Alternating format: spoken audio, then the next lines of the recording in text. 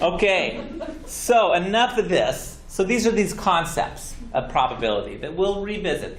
Kind of the key ones, again, is this idea that you can have these distributions, that we've talked about distributions in terms of kind of how spread out all the kids are who take the SAT, or all the how many hours are people working, and incomes of teachers and stuff.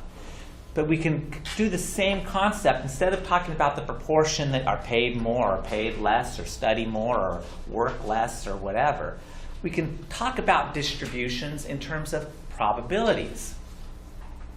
And we're going to do that the rest of the semester, and all next semester too, is talk about distributions as ways of illustrating, or not even just illustrating, reflecting or encompassing, being probabilities. So we can go back to our kind of going full circle a little bit, kind of returning to our coin flip example. We could go through and we could actually write all 1,024 possible options and come out with the frequencies. I'm sorry, see, I already did the probabilities, because it's the frequency of the 10,024 tells you what the probability is, right? They're kind of the same thing. The frequency that this would happen in 1,024 flips is the probability. So we can calculate the probability for each of those outcomes based on writing them all out and calculating how often does each event occur. You know, how often did we get 8 out of 10 heads? And divide that by 1,024. Or 5 out of 10 heads, or whatever. So here we've got each of the probabilities of each specific event. So we could say, what's the probability of getting exactly 5 heads would be 0.2461. Almost 1 in 4. Or we can start to, as we were talking about before, get into this idea of what's the probability of 8 or more heads. Kind of back to our Tai Chi, extreme scores, between, above, right? So here we ask, what's the probability? What would be the probability if you're flipping 10 coins of getting 8 or more heads? Well, it's the probability of getting 8 heads, plus it's the probability of getting 9 heads, plus the probability of getting 10 heads. And if we add all those up, that tells us the probability of 8 or more. And notice this is where it's important to keep track of the or more. The probability of 8 or more is, we add up 0.0439 plus 0.0028 plus 0.0010, and we get, with proper rounding, is 0.057. Or no, based on the rounded values. That's probably improper rounding, just so that it didn't confuse you. If you add those up, right, that makes sense.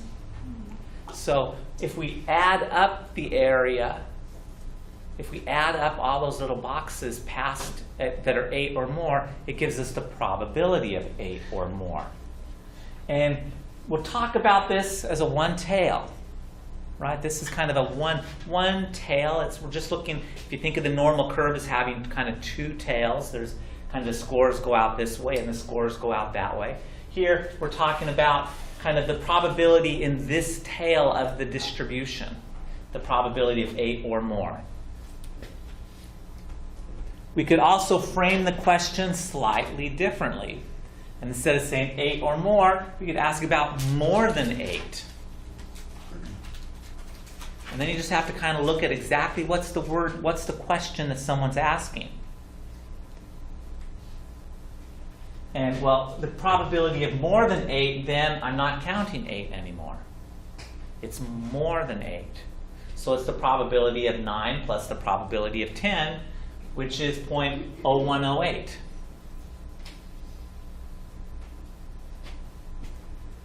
We could do the same in the other tail. Still another one tail, but now I'm down in this tail. what's the probability of 2 or less, or 2 or fewer? And it's 0.0439 plus 0.0098 plus 0.0010. So again, we just get the probability of all these little boxes, and we add them all up. I may not have given you all of these. Yeah, I was like, I don't have that slide.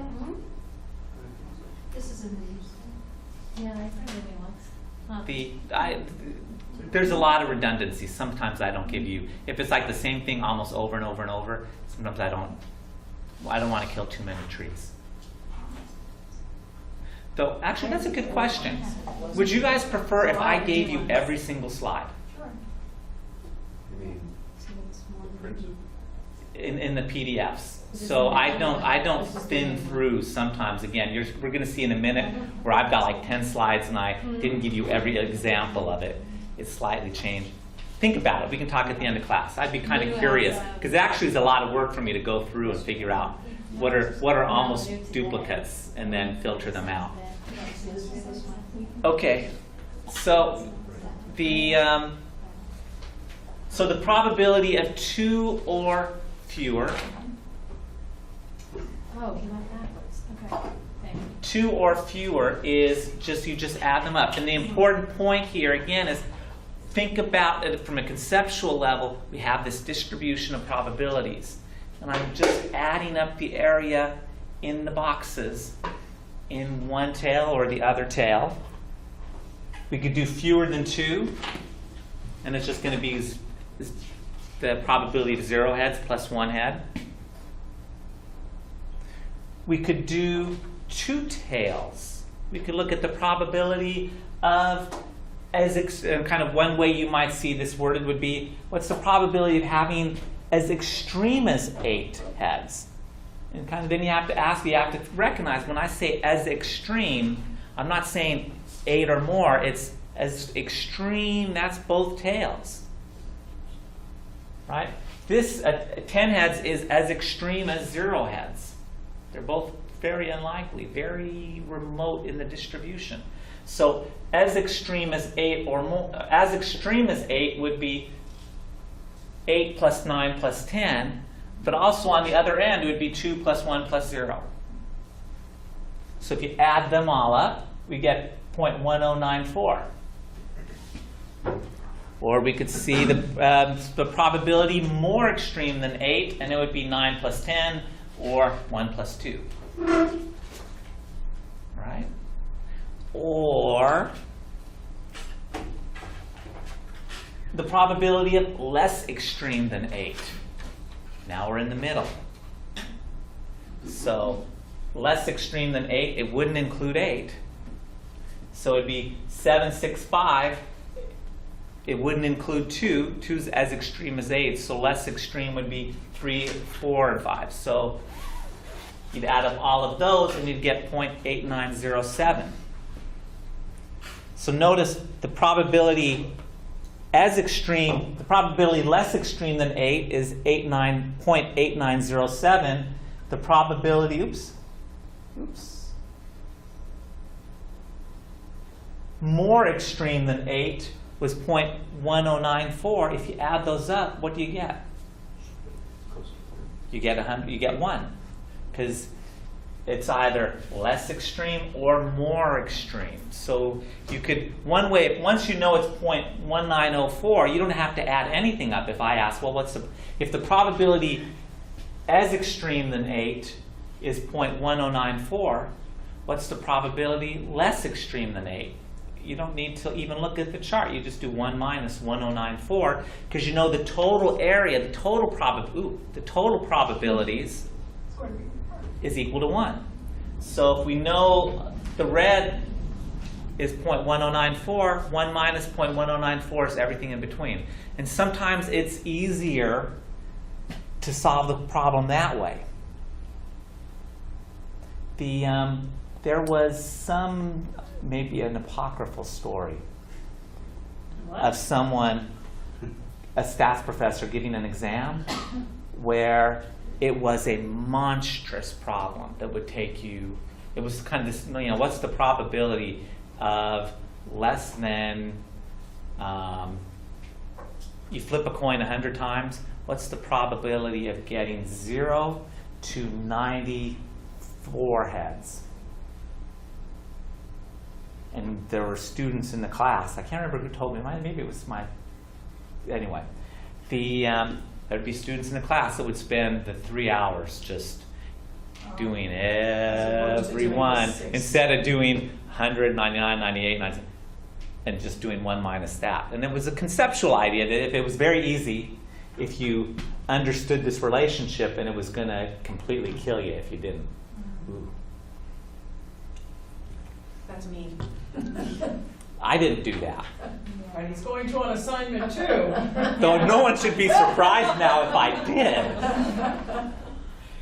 Okay, but again, it's Yes, this the might be. the concept is what's important here. That we're talking about adding up these boxes, adding up these parts of the distribution to get a probability, and that we can look in one tail, we can look in two tails, we know the whole thing always adds up to 1. So if I know this plus this is something, I know what the middle is. Or if I know what the middle is, I know what the tails are. Okay? It's the same as we did before. Yes, we've already done this with proportions and frequencies and stuff. In fact, this should really start getting you thinking about that the whole normal curve. You know, remember we were slicing and dicing normal curves. The area above, the area below, the area between. It's this, you should hopefully really start to see the parallel. And how we were, when we were doing this, what did we do? We calculated z-scores to say what's the percentage of kids who scored higher on the SAT than Susie or something. But when we're talking about percentage of kids, we're talking about, kind of the numbers. We can do the same concept, but now talking about probabilities instead, using z-scores and using the normal curve.